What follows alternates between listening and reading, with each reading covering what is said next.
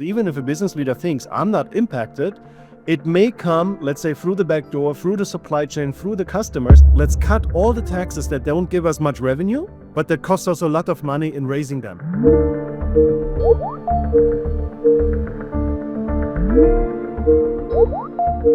Martin, let me ask you a first question. You're working on research related to taxes. The topic of taxes invites a lot of interesting questions and famous quotes. No, that the only sure thing in the world is our taxes, and a couple of other things.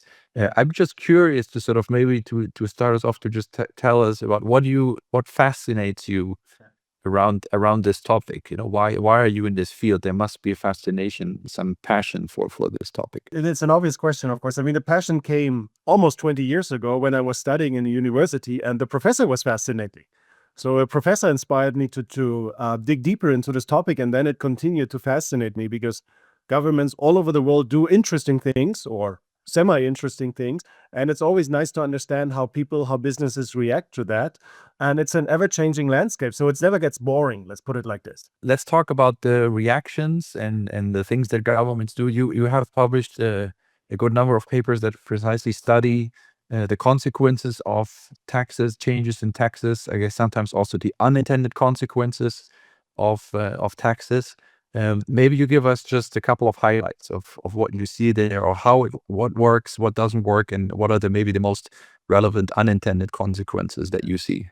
I mean, one thing you have to see, business leaders, and this is sometimes a problem for them, they cannot follow all the tax rules, so they need to have experts on their side. But let's say multinational business operating in 100 countries, in the end is affected by 100 different tax systems. So it is an ever-changing landscape, and you can never sit still. Yeah? You always have to keep up.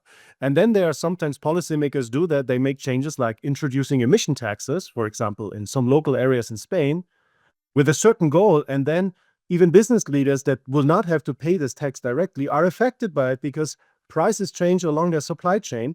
So sometimes we have these unintended consequences. Even if a business leader thinks I'm not impacted, it may come, let's say, through the back door, through the supply chain, through the customers. And this is something where we always have to be aware. We're not just taxing one single company. This will affect all the stakeholders, employees, suppliers, customers of a company as well. Okay, and if we maybe think about a business leader, well, I don't know, maybe they're actually not spending a lot of time thinking about taxes. Maybe that's one of the things you want to say a word about how they should look at tax policies and maybe the attention they should be paying to this. They will usually, if I think of a business leader, a CEO, typically the CEO will have a CFO on his or her side. And this is the person who has to really keep up with that. This person must have someone in the team. And now let's think about an international expansion. Then you should very carefully take a look at the tax position in which you get into yourself. Yeah? So there might be rules. Let's say you have in the beginning, you have a loss, which is typical for, let's say, your startup. And the question is, how long can you actually use that loss? In some countries, we had that in Italy. After 5 years, you cannot use the loss any longer as a business. So a business leader must be aware of this. Okay, I have to transform this business very quickly into a profitable business. Otherwise, I will pay much more taxes than, for example, in another country. And this is where the CFO at the end of the day must tell the CEO and the whole strategy team, hey, we need to be aware in this country, in this market, we have to act a little bit differently than what you maybe know from your home market. Now, if we look at, I mean, you mentioned the example of Italy. You mentioned, I think in one of your papers, you also talk about Norway. Maybe you have in your mind a couple of examples still of how tax policies have important consequences, some intended, some not, that are worth highlighting. Yeah, let's take the Norway example here. We looked at a completely different thing that is important for the society at large, especially the Scandinavian societies think that inequality is really bad and we should reduce inequality. And what the Norwegian government in 2005-06 did was they increased the dividend tax. So the business owners, those that typically have more income, pay higher taxes. Okay, that was their idea. And then they saw afterwards a huge drop in income inequality, and they thought that this achieved the goal. But that was not the entire effect, because what happened, companies now suddenly stopped paying dividends, and in the income tax statements, you didn't see dividend income any longer. But that doesn't mean that the companies didn't make profits. And what we did in that paper, we were able to look through that and assign all the profits that the companies made to the owners. And then we in the end saw income inequality didn't actually change. Sometimes something just happens on paper, but the reality might look different. And this is where taxes come into play. Taxes, of course, change the incentives, for example, to pay a dividend. And then measured inequality looks much better, but the reality, it actually is not better. Yeah, and this is where research comes in, and this is where we need to inform really policymakers, also with the knowledge that we have, let's say as business professors, because we know it's not just the owner, it's also the company, right? These two are basically in the same boat. They belong to each other. You now mentioned the example of Norway, and I know you also do have some work in advising public officials in some countries.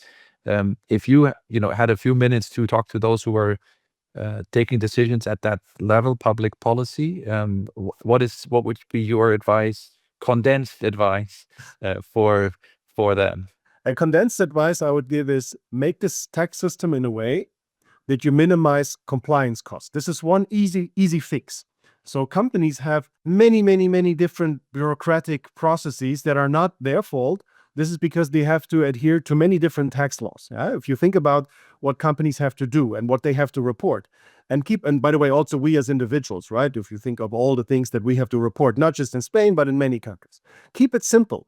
The compliance costs that companies have, by the way, also governments have, if you think about it, and sorry for the word, now it's a pure waste for the society.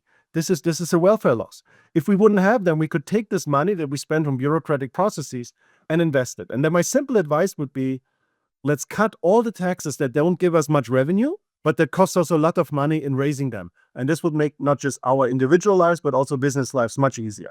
Great. So I'll keep that here as maybe as the final thought to take away, to keep things simple, so that the actual trade-off between what we're really getting versus the cost of actually raising these taxes, the bureaucratic cost and cost for the companies, which can be very high. Maybe in this moment we're in right now, I think where we're in many countries trying to simplify things and reduce bureaucracy, probably a very important idea. Thank you, Martin. Thank you. You're more than welcome.